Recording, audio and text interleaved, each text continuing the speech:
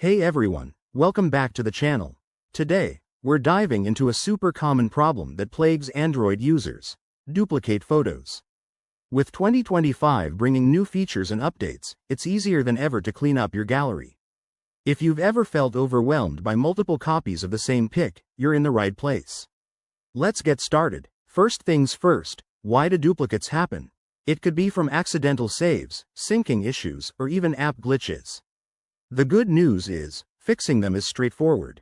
Start by opening your Google Photos app, which is pre-installed on most Android devices in 2025.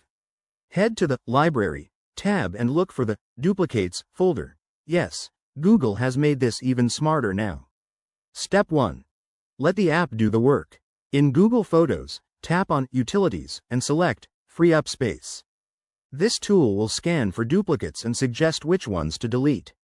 But always double-check before confirming. Some might be variations you want to keep. Next, if you have a lot of duplicates, consider third-party apps like Duplicate Photo Fixer or Files by Google. Download one from the Play Store, grant permissions, and run a scan.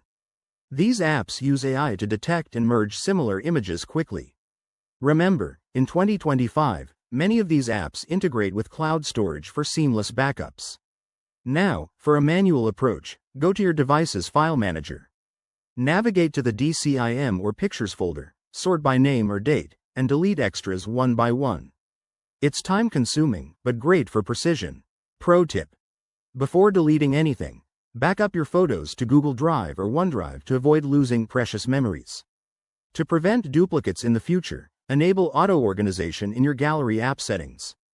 This feature, updated in Android 16, groups similar photos automatically.